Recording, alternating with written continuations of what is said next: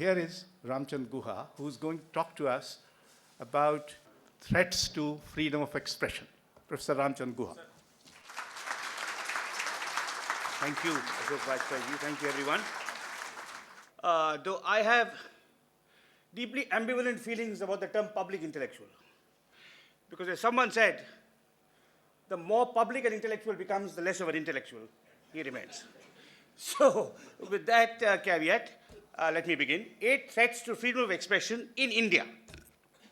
And since it's a lecture in memory of a philosopher, I'm going to quote a philosopher to begin with, who will be unnamed for the moment, though I'll identify him a bit. This writer said, and I quote, "No one can transfer to another person his natural right or ability to think freely and make his own judgments about any matter whatsoever. No one can transfer to another person his natural right to think freely and cannot be compelled to do so. That is why a government which seeks to control minds is considered oppressive." This is what a great philosopher once said. And he went on to observe, "A government which denies each person freedom to speak and to communicate what they think will be a very violent government. Whereas a government where everyone is conceded this freedom to speak and to communicate what they think will be a moderate government." Who was this wise writer? It was the philosopher Baruch Spinoza, writing in 1670. Now, by this token, how democratic is India? In my book, India After Gandhi, published 10 years ago, I described India as a 50-50 democracy. This is a line I stole from the great Hindi comic actor Johnny Walker, who in a film in which he was a sidekick of some boss, to any answer, any question that the boss posed, "Will I marry this girl? Will my business be successful?" he would answer, "Boss, 50-50. And I appropriated this line in memory of a great Hindi actor called Johnny Walker, originally Badruddin Umar from Indore, if I'm not mistaken. And I argued that our democracy is a 50-50 democracy. There are some areas in which we are truly democratic. Free and fair elections is one. I think the Election Commission is one of our model institutions. On the day that elections are held, all of India is one, and everybody votes, regardless of caste or class or gender. Contrary to democratic theory, in India, unlike Western Europe or North America, poor people vote in larger numbers. So that's one area in which we are recognizably democratic. Another area is free movement of peoples. I've come from Delhi, no one can stop me. You can come to Bangalore if you wish, no one can stop you. This is not the case in China, for example, and in some other authoritarian regimes. But there are other areas in which there are serious democratic deficits. The rule of law, the independence of the civil service, and free expression. And I'm going to examine the threats to free expression in India, and I'm going to outline 8 such. But before I outline these threats, I must ask a question, an important question. Should there be any limits to free speech? Or can anyone say what they want? What about hate speech? What about extolling Hitler? What about extolling Nathuram Godse? What, if any, should there be limits to free speech? Should there be? Let me quote Spinoza again, because he has some very wise things to say also about what are reasonable limits to free speech. He says, in the book I quoted earlier, which is his Theological and Political Treatise of 1670, he wrote, "While a state must grant its citizens freedom of expression, it was, he argued, very dangerous to concede it without any restriction. For this reason, we must ask how far this freedom can and ought to be granted to every person so as to be consistent with the stability of the state." What are the limits to free expression that for a society and a state to survive must be imposed? And I am going to argue that in searching for what reasonable limits could or should be to free expression, we can turn to Mahatma Gandhi, a homegrown philosopher, whose book Hind Swaraj was banned by the British Raj in 1910, and in protesting the ban, he wrote in a letter which lies in the National Archives. This letter, by the way, is not in the collected works of Mahatma Gandhi. It was discovered by a very great historian called S.R. Mehrotra, and if there are any young historians here, S.R. Mehrotra is 87 years of age. He can't hear, but fortunately he can see. He lives in Shimla, and he tirelessly produces works of impeccable scholarship based on primary research in the archives, not on fancy theories of French and German philosophers, but hard work in the archives. I address this to all young scholars here. He's 87, he lives in Shimla, he wears a Himachali topi. Earlier this month, in collaboration with a young, brilliant historian called Dinyar Patel, he released his latest book, which is the collected works of Dadabhai Naoroji. So S.R. Mehrotra lives in Shimla, does his research. Often he takes the night train from Shimla, goes to the National Archives, works the whole day, and takes the night train back. He still does this. And on one of these trips, he discovered a letter which, like the generous scholar he is, he shared with me. This is a letter that Gandhi wrote when the British government banned Hind Swaraj in 1910. This is in the National Archives, not in the collected works. And in this letter, in protesting the ban on his book, Gandhi writes, "In my humble opinion, every man has a right to hold any opinion he chooses and to give effect to it also, so long as in doing so, he does not use physical violence against anybody." This is Gandhi's definition of what the limits to free speech should be.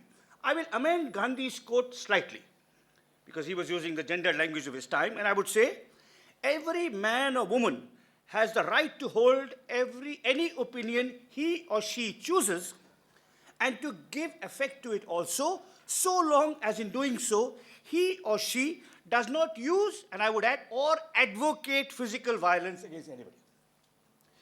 So, with this caveat in place, that the only limit to free expression should be when a writer or an artist or a filmmaker advocates violence against other human beings, other citizens in his or her work, there should be free expression. But unfortunately in India, there are many limits and threats to free expression, and I'm going to now enumerate 8 that I've identified, not necessarily in order of importance, by the way, though I have a sense of which are more important than the others, but 8 important threats. The first threat to free expression in India is the retention of archaic colonial laws which have no place in an independent republic but are yet on the statute books.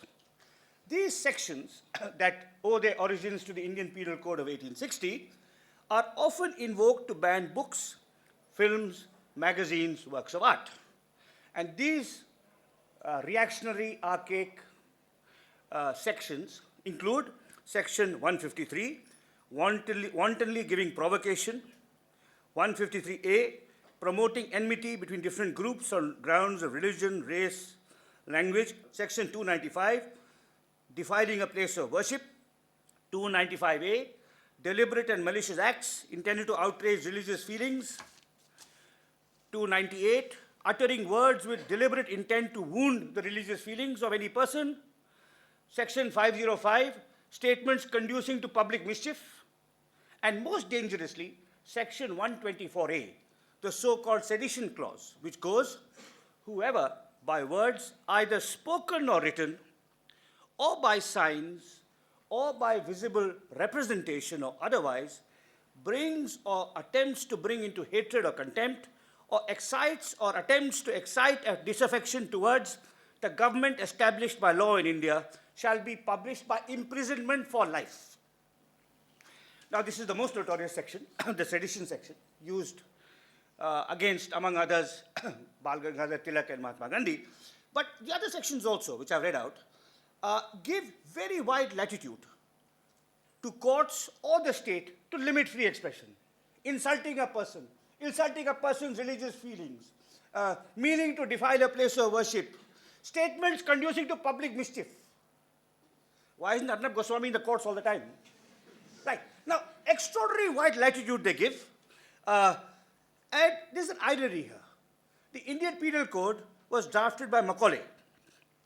a man detested by professed patriots and anti-imperialists.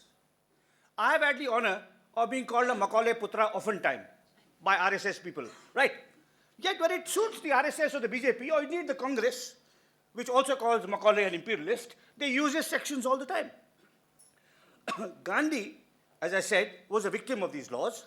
He had hoped that they would be removed after independence.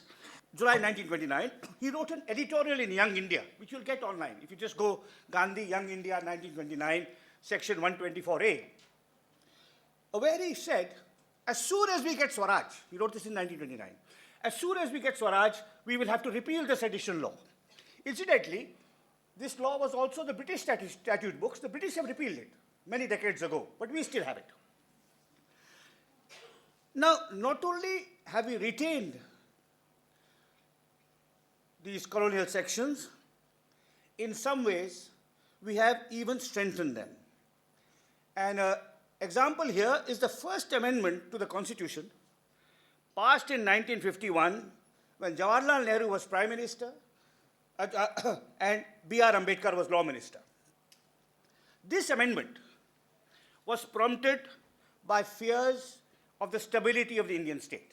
Again, if I may address a couple of sentences specifically to the young people in this room. In 1947, India became independent. Less than 6 months after India became independent, the father of the nation was murdered by a right-wing Hindu fanatic. 6 weeks after Gandhi's murder, left-wing revolutionaries under the orders of Joseph Stalin, who when I last heard was not an Indian, mount an armed insurgency against the Indian state. So at its inception, the infant Indian state that had come into being after decades of struggle against an alien ruler was threatened by right-wing fundamentalists and left-wing extremists at the same time. And in this context, Nehru, who was Prime Minister, Patel, who was Home Minister, and Ambedkar, who was Law Minister, were nervous about radical left-wing and right-wing attacks on the state and came down not only on the insurgents, but also on the newspapers and the periodicals that represented the Hindutva and the communist point of view. And there were several court cases which lawyers have written about, legal scholars have written about. One against a left-wing journal called Crossroads, and other against a right-wing journal which still exists, The Organizer, where they published articles which were the state regarded as inflammatory. The court said, no, this is freedom of expression. And in response to that, Nehru and Patel and Ambedkar brought in the First Amendment to the Constitution. Now, the original Constitution, as drafted by the Constitutional Assembly, had an article which specified that freedom of expression would be curbed only when it undermined the security or tends to overthrow the state. So this is advocating violence. So when you have someone advocating the overthrow of the state by violence, then the Constitution said, this is Article 19, said that you can curb that person's freedom of expression.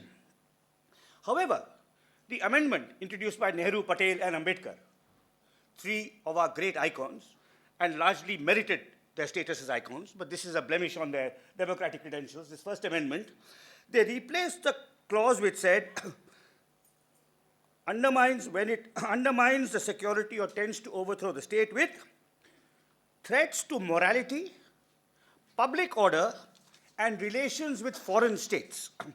Public order is a very broad category. Morality, a very broad category, much broader than undermining the state. Threatens to overthrow the state, very clear. Is a threat to public order, morality, relations with foreign states. So this gave very wide latitude, again, to curb freedom of expression. And based on this First Amendment, several governments, state governments, more recently, have passed draconian laws putting in place further curbs on freedom of expression. One particularly notorious law is Chhattisgarh's Public Safety Act, under which many journalists, Hindi and English journalists, have been prosecuted. Now, one of the lessons of, I should say, one of the depressing lessons of studying the history of democratic states is that when, for whatever reason, an anti-democratic act is passed, that is never removed, even when the threat occasioning that act has disappeared. So you can understand in 1949 or 1950, after the murder of Mahatma Gandhi, after the horrible riots that accompanied partition, in light of the insurgency mounted by the Communist Party of India against the Indian state on the orders of Joseph Stalin and the Soviet Communist Party, you can understand why Nehru and Patel and Ambedkar felt nervous.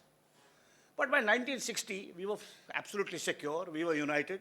We'd had 2 general elections. The communists had come over ground, the RSS had come over ground, they formed their own parties, they were fighting democratic elections.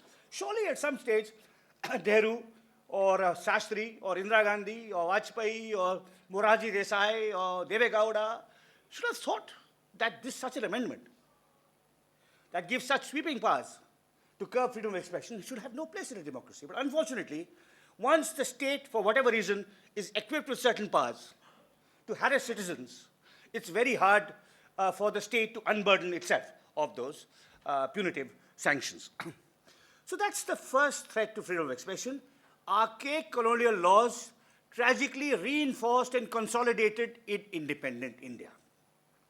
The second threat, which is related to the first, are imperfections in our judicial system.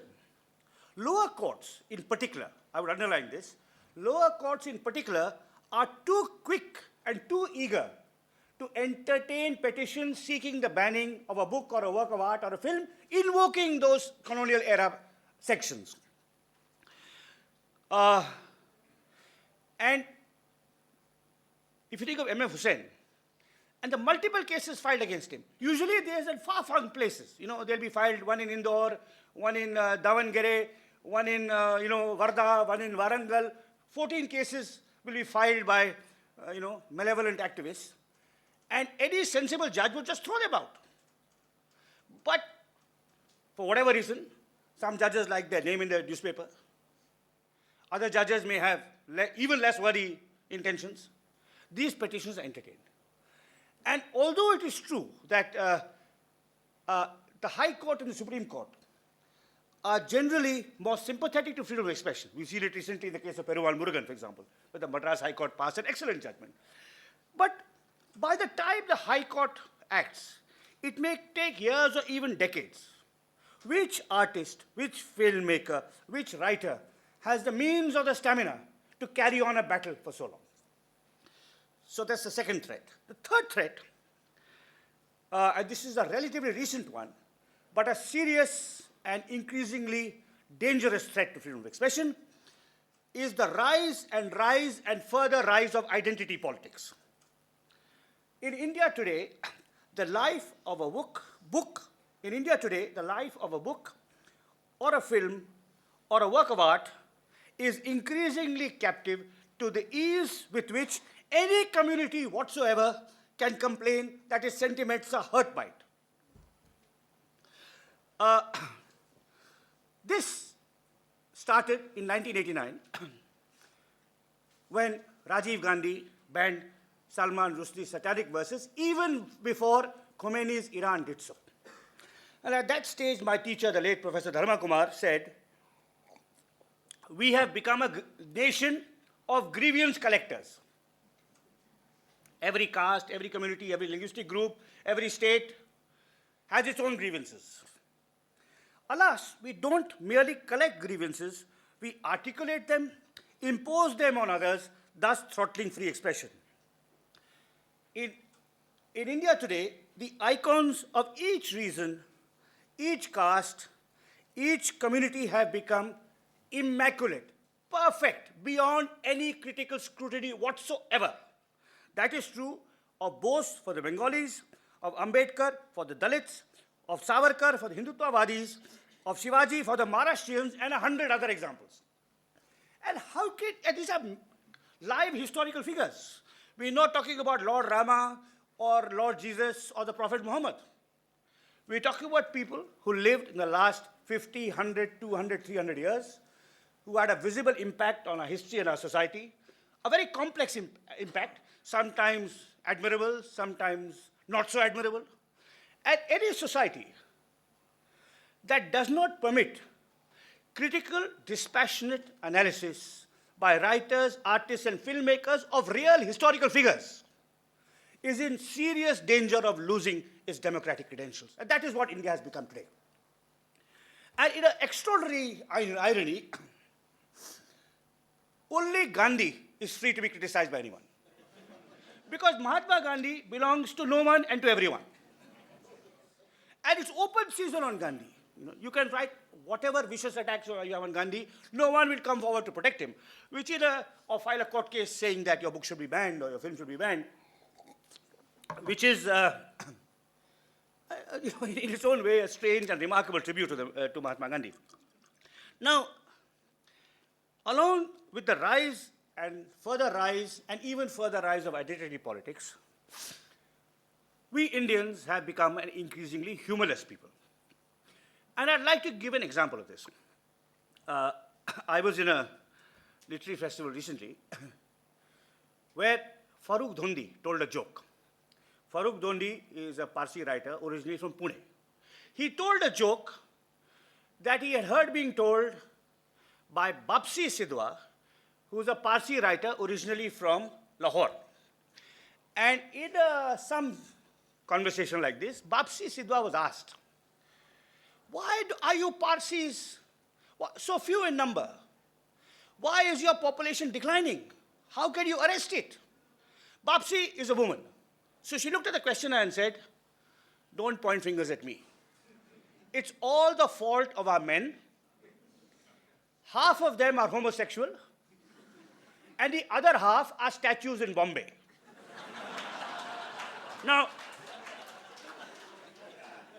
when I heard this story, I of course laughed, as all of you did, and I recalled fondly and sadly and nostalgically my favorite Indian comic writer, now long dead, whom I grew up reading, who was the late Behram contractor, also known as Busy Bee, who wrote in the Times of India, in the Afternoon Dispatch of Courier, and was continually mocking his fellow Parsis. The Parsis are the only community in India who can still laugh at themselves. I'm a Tamil Brahmin. Can I make a sarcastic remark about Rajagopalachari or about Tamils? I'll be lynched.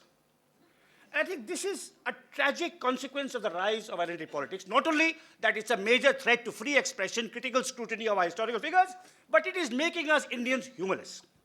And you see it all the time. I mean, this Vishal Dadlani, whose poor chap is in trouble for making, which in any civilized society would be a perfectly, kosher remark.